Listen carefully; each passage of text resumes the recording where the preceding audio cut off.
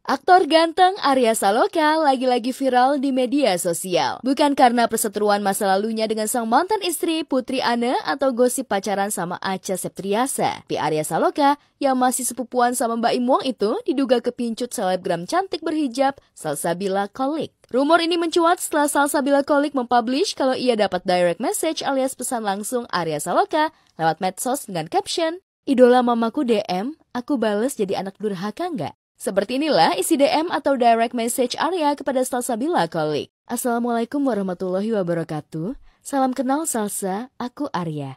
Aku suka beberapa video sosial kamu dan video umrohnya. Salam kenal ya.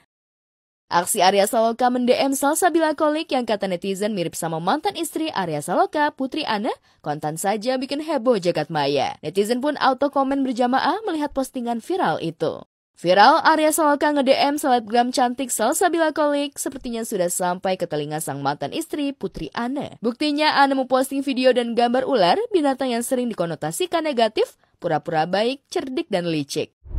Yup, it feels like dream. This girl glows like the rainbow. Lantas benarkah ada maksud tertentu di balik DM-an Arya Saloka kepada Salsabila Kholik? Atau jangan-jangan Arya Saloka terciduk nge-DM Salsabila Kholik sekaligus jadi pertanda kalau Arya sudah kalah berperang untuk memperebutkan aktris cantik janda satu anak Acha Septriasa melawan sepupunya sendiri Mbak Im Wong? Seperti diketahui beberapa waktu lalu, Arya Saloka sempat dikabarkan dekat dengan Acha Septriasa karena Arya tertangkap kamera perhatian banget sama Acha sampai rela membukakan botol minuman untuk Acha. Bahasa tubuh dan love language itu seolah menjadi pertanda semesta kalau memang ada benih cinta antara Arya Saloka dan Acha Septriasa. Di film Munafik versi Indonesia. Iya. Acha itu kan Acha sendiri kan pas dapat tawaran untuk bermain di sini ya, kayaknya di film produksi otomatis bakal Bakalan apa? Bahasa tubuh memang tak bisa bohong. Apalagi mata Acha Septriasa terlihat berbinar saat secara terang-terangan bilang kangen bisa main film bareng lagi sama Arya Saloka. Seneng banget karena ada beberapa production yang sama Arya mau disatuin tapi kita mental-mental terus nih. Iya.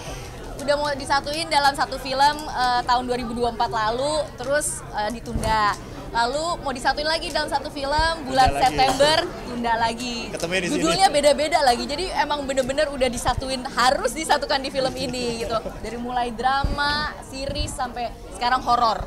Jadi emang menurut saya ini satu perjalanan yang sangat luar biasa.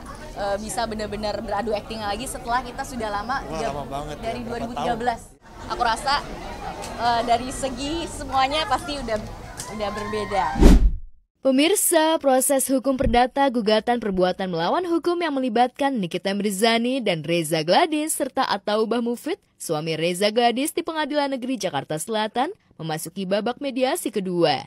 Dalam upaya mencari jalan tengah, pihak Nikita Mirzani selaku penggugat secara resmi mengajukan proposal perdamaian ke Reza Gladys dan Ataubah Mufid selaku tergugat. Gak tanggung-tanggung, Niki mengajukan gugatan sebesar 200 miliar. Besarnya angka tersebut diklaim sebagai bentuk ganti rugi atas kerugian material dan imaterial yang dialami Niki selama menghadapi persoalan hukum dengan Reza Gladys. Sementara itu, kendati baru akan menjawab proposal perdamaian yang diajukan pihak Nikita minggu depan, kabarnya Reza Gladys juga akan mengajukan gugatan balik senilai 504 miliar. Benarkah angka itu didasarkan karena Reza Gladys merasa hidupnya sudah dirugikan secara material dan imaterial oleh Nikita Mirzani? Setelah lebih dari setahun, perjuangan Andre Taulani menceraikan Rien Wartia Trigina alias Erin akhirnya menuai hasil. Selasa kemarin, Majelis Hakim Pengadilan Agama Jakarta Selatan mengabulkan permohonan cerai talak Andre terhadap Erin. Mengenai putusan hakim, pihak Erin tegaskan tidak akan melakukan upaya hukum apapun sehingga memuluskan Andre menjadi duda. Sehingga diputuskan oleh Majelis Hakim hanya perceraian saja.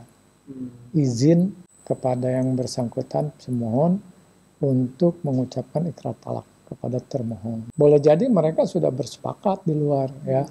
Urusan anak bagaimana, urusan harta bagaimana. Jadi karena kita para pihak sudah bersepakat untuk berpisah gitu ya, sudah ada kesepakatan damainya gitu ya. Jadi tentu kami tidak akan melakukan upaya hukum. Jadi memang nanti akan ada proses satu lagi namanya pembacaan ikrar talak ya. Itu harus mutlak dilakukan oleh pemohon itu. Pak Andre Taulani ya. Namun tidak ada kewajiban bagi kami, termohon maupun pihak mantan istri untuk menghadiri ikrar talak itu tidak ada. Dari keterangan para saksi tadi juga kita ungkapkan adanya perdamaian di antara kedua belah pihak di mana sepakat untuk bercerai. Gugatan cerai keempat Andre terhadap Erin berjalan lancar setelah mereka melakukan kesepakatan damai akhir Oktober lalu. Tanpa diwarnai lagi drama soal anak maupun harta, Andre pun dengan mudahnya mendapatkan status duda.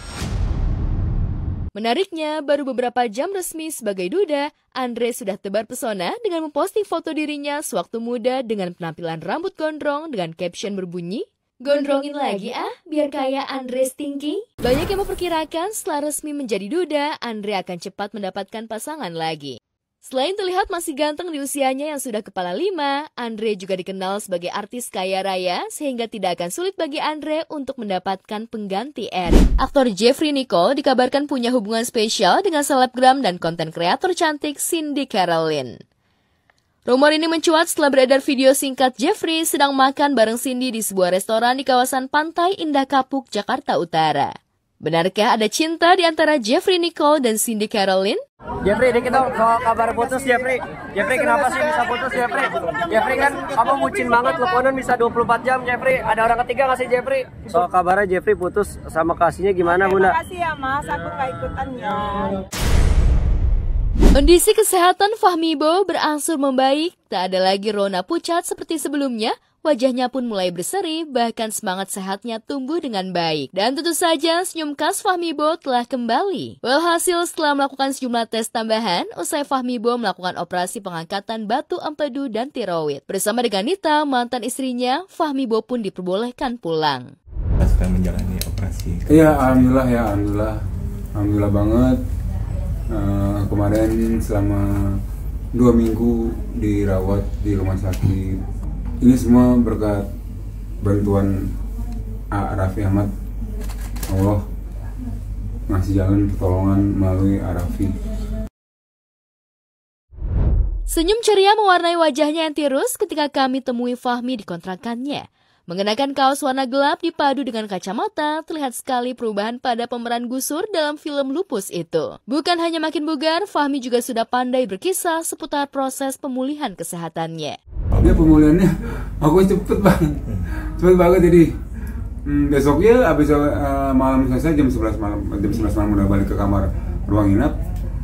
Ya aku langsung subuhnya udah makan bubur dan segala macam, udah bisa makan, udah enak gitu kan udah.